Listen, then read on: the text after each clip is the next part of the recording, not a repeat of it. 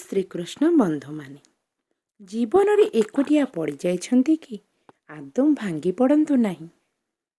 କାରଣ ଯେଉଁମାନେ ଉପରେ ଉପରେ ସହାନୁଭୂତି ଦେଖାନ୍ତି, ଭିତରେ ଚେର କାଟନ୍ତି, ସେମାନଙ୍କଠାରୁ ଦୂରେଇ ରହିବା ବହୁତ ଭଲ ଅଟେ। ଜୀବନରେ ଏମିତି କୌଣସି ସମସ୍ୟା ନାହିଁ ଯାହାର ସମାଧାନ ନାହିଁ। ଧୈର୍ଯ୍ୟ ଧରି ରୁହନ୍ତୁ ଆଉ ନିଜର ଭାବନାକୁ ବଦଳେଇ ଦିଅନ୍ତୁ। ସମାଧାନର ବାଟ ଆପେ ଆପେ ମିଳିଯିବ। ଜୀବନରେ ଅନ୍ୟମାନଙ୍କ ଉପରେ ନିର୍ଭର ନ କରି ବରଂ ନିଜ ରାସ୍ତାରେ ଆଗେଇ ଚାଲନ୍ତୁ। କାରଣ ସମୟ ଯେ କେତେବେଳେ ପୂର୍ଣ୍ଣଚ୍ଛେଦ ପକାଇବ ତାହା କେହି ଜାଣନ୍ତି ନାହିଁ। ବନ୍ଧୁମାନେ, ଦୁଃଖ ସମସ୍ତେ ଦେଇପାରନ୍ତି, କିନ୍ତୁ ଦୁଃଖ ସହିବାର ଶକ୍ତି ସମସ୍ତଙ୍କ ପାଖରେ ନଥାଏ। ସମସ୍ତେ କନ୍ଦେଇ ପାରନ୍ତି, କିନ୍ତୁ ହସେଇବାର ଶକ୍ତି ସମସ୍ତଙ୍କ ପାଖରେ ନଥାଏ।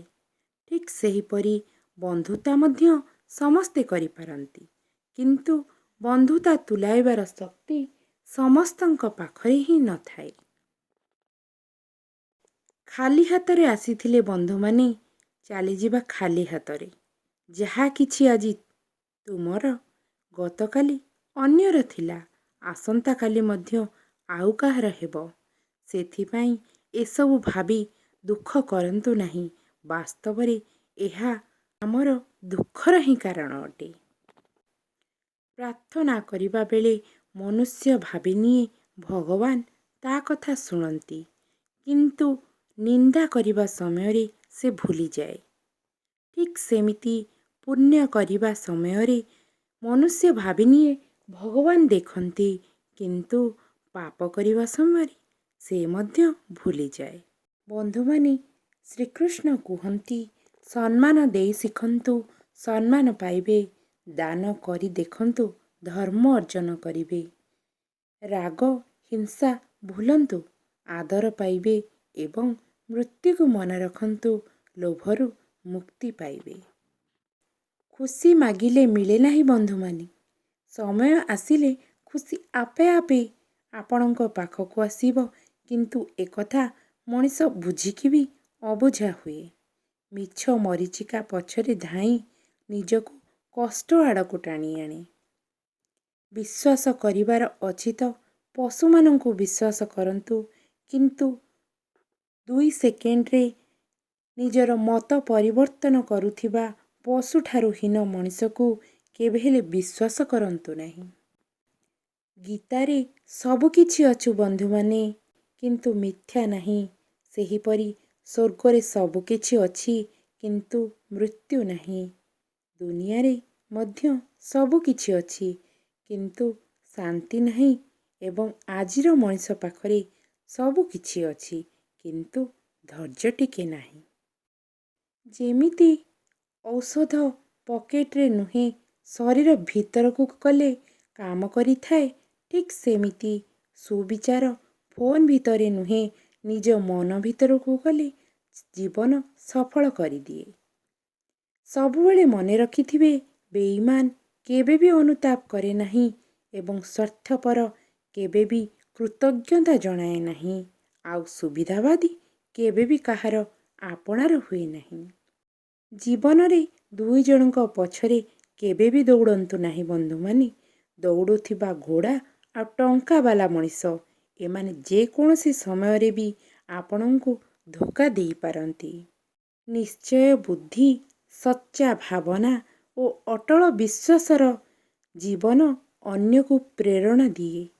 କଥାରେ ଅଛି, ମନୋବଳ ସୁଦୃଢ଼ ଥିଲେ ମୃତ୍ୟୁକୁ ମଧ୍ୟ ପରାସ୍ତ କରିହୁଏ।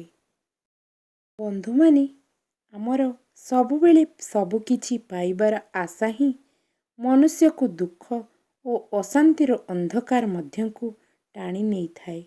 ତେଣୁ ଈଶ୍ୱର ଯାହା ଦେଇଛନ୍ତି ସେଥିରେ ଖୁସି ହେବା ଉଚିତ।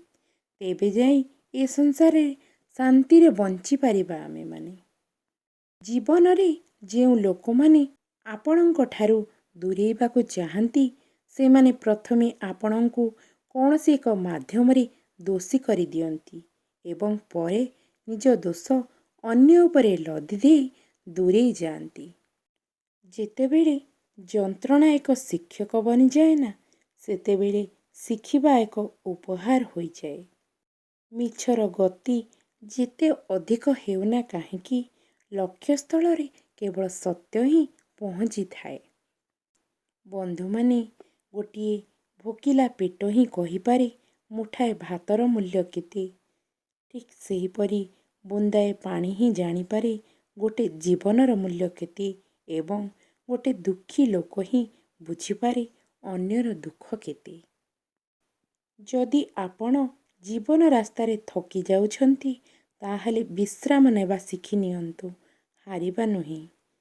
ସତ କଥା କହିଲେ ଯଦି ଆପଣାର ଲୋକ ପର ହୋଇଯାଆନ୍ତି, ତେବେ ବି ଆପଣ ସତ କଥା ହିଁ କୁହନ୍ତୁ, କାରଣ କାହା ପାଖରେ ପର ହେଲେ ବି ସୃଷ୍ଟିକର୍ତ୍ତାଙ୍କ ପାଖରେ ଆପଣ ପ୍ରିୟ ହୋଇ ରହିବେ। ବନ୍ଧୁମାନେ, ସମ୍ପର୍କ ଯେଉଁମାନେ ରଖିବାକୁ ଚାହାନ୍ତି, ସେମାନେ ତୁମର ବଡ଼ ବଡ଼ ଭୁଲକୁ ବି କ୍ଷମା କରିଦିଅନ୍ତି। ଆଉ ଯେଉଁମାନେ ସମ୍ପର୍କ ରଖିବାକୁ ଚାହାନ୍ତି ନାହିଁ, ସେମାନେ ତୁମର ଠିକ୍ କଥାରୁ ବି ଭୁଲ ବାହାର କରିଥାନ୍ତି। ଭୁଲ ସ୍ୱୀକାର କରିବା ଶିଖନ୍ତୁ।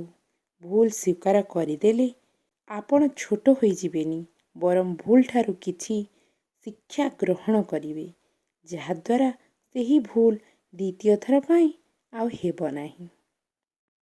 ଏହି ଦୁନିଆ କେବଳ ଷଡ଼ଯନ୍ତ୍ର ହିଁ କରେ, ହେଲେ ଉପରବାଲା ନ୍ୟାୟ କରନ୍ତି, ଆଉ ସେ ନ୍ୟାୟ ସିନା ବିଳମ୍ବ ହୁଏ, କିନ୍ତୁ ଉଚିତ ଶିକ୍ଷା ଦେଇଥାନ୍ତି। କିଛି ଲୋକଙ୍କର କଥାର ଆଘାତ ଏତେ ବେଶୀ ହୁଏ ଯେ ନ ଚାହିଁଲେ ବି ଆଖିରେ ଲୁହ ଆସିଯାଏ। ମଣିଷ ସେତେବେଳେ ତୁମ ଅତୀତକୁ ଟାଣି ଆଣେ ଯେତେବେଳେ ସେ ତୁମ ବର୍ତ୍ତମାନକୁ ସହ୍ୟ କରିପାରେ ନାହିଁ। ଚିତା ଚୈତନ ପିନ୍ଧି ନିଜକୁ ଧାର୍ମିକ କହିବା କେବଳ ଲୋକ ଦେଖାଣିଆ। ବିପଦରେ ପଡ଼ିଥିବା ଲୋକଙ୍କୁ ସାହାଯ୍ୟ ଓ ପରୋପକାର ହିଁ ପ୍ରକୃତ ଈଶ୍ୱରଙ୍କ ସେବା। ପ୍ରତିକୂଳ ପରିବେଶ ଓ ଖାଲି ପକେଟ ଯେମିତି ଶିକ୍ଷା ଦେଇଥାଏ, କେଉଁ ବିଶ୍ୱବିଦ୍ୟାଳୟ ବି ଏମିତି ଶିକ୍ଷା ଦେଇପାରିବନି। ବନ୍ଧୁମାନେ, ଜୀବନରେ ବେଶୀ ଟେନସନ୍ ନେବେ ନାହିଁ। ଯାହା ହେବା କଥା ହେବ, ଆଉ ଏହା ବି ମନେ ରଖିବେ, ଯାହା ହୁଏ ଭଲ ପାଇଁ ହିଁ ହୁଏ। ଅତୁଟ ନିଶ୍ଚୟ, ଜ୍ଞାନଯୁକ୍ତ ଏବଂ ଯୁକ୍ତିଯୁକ୍ତ କର୍ମ ଅସମ୍ଭବକୁ ବି ସମ୍ଭବ କରିଦିଏ। କୌଣସି କଥାରେ ଅଧୈର୍ଯ୍ୟ ନ ହୋଇ ନିଜ ପ୍ରତି ଦୃଢ଼ ଆତ୍ମବିଶ୍ୱାସ ରଖିବା ଉଚିତ। ଯେତେବେଳେ ପକ୍ଷୀଟିଏ ବଞ୍ଚିଥାଏ, ସେ ପିମ୍ପୁଡ଼ିକୁ ଖାଏ। ଯେତେବେଳେ ପକ୍ଷୀଟିଏ ମରିଯାଏ, ପିମ୍ପୁଡ଼ି ତାକୁ ଖାଏ। ଠିକ୍ ସେମିତି ଗୋଟିଏ ଗଛରୁ ଲକ୍ଷ ଲକ୍ଷ ଡିଆସିଲି କାଠି ତିଆରି ହୁଏ, ମାତ୍ର ଗୋଟିଏ ଡିଆସିଲି କାଠିରେ ଗୋଟିଏ ଜଙ୍ଗଲ ଜଳି ଛାରଖାର ହୋଇଯାଏ। ଜୀବନର ସମୟ ସବୁବେଳେ ବଦଳୁଥାଏ। ବନ୍ଧୁମାନେ, ଆଜି ଯିଏ ଧନୀ, କାଲି ସେ ଦାଣ୍ଡରେ ଭିକାରୀ। ତେଣୁ କାହାକୁ ଆମେ ନୀଚ ଦୃଷ୍ଟିରେ ଦେଖିବା ଠିକ୍ ହେବ ନାହିଁ, କାରଣ ମଣିଷଠାରୁ ସମୟ ହିଁ ଅଧିକ ଶକ୍ତିଶାଳୀ ହୋଇଥାଏ ପରିସ୍ଥିତିକୁ ବଦଳାଇ ଦେବାରେ। ବନ୍ଧୁମାନେ, ଆମର ସବୁଠାରୁ ବଡ଼ ଶତ୍ରୁ ଆମେ, କାରଣ ନିଜର ଦୋଷ ଦେଖିପାରୁନାହୁଁ। ତେଣୁ ଯିଏ ତାକୁ ଆମକୁ ଦେଖାନ୍ତି, ଆମେ ତାଙ୍କୁ ଶତ୍ରୁ ବୋଲି ଭାବି ନିଅନ୍ତି। ନିଜ ଉପରେ ଭରସା, ସମୟକୁ ଅପେକ୍ଷା ଏବଂ ପରିଶ୍ରମ କରିଚାଲନ୍ତୁ। ଦେଖିବେ ସଫଳତା ପାଇବାରେ କେହି ବି ଅଟକେଇ ପାରିବେ ନାହିଁ। ଜୀବ ଜଗତରେ ସବୁଠୁ ବଡ଼ ବେଇମାନ ଏ ମଣିଷ ଜାତି। ବିନା ସ୍ୱାର୍ଥରେ ଯାହାର କିଛି ଉପକାର କଲେ, ସେ ହେଲା ସବୁଠୁ ବଡ଼ ଶତ୍ରୁ। ପୋଖରୀ କୂଅଠାରୁ ଯଥେଷ୍ଟ ଅଧିକ ବଡ଼, ତଥାପି ଲୋକ କୂଅରୁ ହିଁ ପାଣି ପିଅନ୍ତି, କାରଣ କୂଅର ପାଣି ପୋଖରୀଠାରୁ ବିଶୁଦ୍ଧ। ଠିକ୍ ସେହିପରି ମଣିଷ ଧନରେ ବଡ଼ ହେବା କିଛି ବଡ଼ କଥା ନୁହେଁ, ତାର ବିଚାରରେ ଶୁଦ୍ଧତା ଥିବା ଦରକାର, ତାହେଲେ ସେ ମହାନ ହୋଇପାରିବ। ସବୁଠାରୁ ବଡ଼ ଭୁଲ ହେଉଛି ଭୁଲଠାରୁ କିଛି ନ ଶିଖିବା। ଭୁଲଠାରୁ କିଛି ନୂଆ ନୂଆ ଶିଖିବାର ମାନେ ହେଉଛି ଜୀବନ। ଯିଏ ଭୁଲଠାରୁ କିଛି ଶିଖେ, ସେ ହିଁ ବାସ୍ତବ ଜୀବନରେ ସଫଳ ହୋଇପାରିଥାଏ। ବନ୍ଧୁମାନେ, ଯଦି ଆପଣମାନଙ୍କୁ ଏହି ଭିଡ଼ିଓଟି ଭଲ ଲାଗିଥିବ, ତେବେ ଭିଡ଼ିଓଟିକୁ ଲାଇକ୍ କରିଦେବେ ଏବଂ ଯଦି ଏ ଚ୍ୟାନେଲରେ ନୂଆ ଅଛନ୍ତି ଚ୍ୟାନେଲଟିକୁ ଦୟାକରି ସବସ୍କ୍ରାଇବ୍ କରିନେବେ।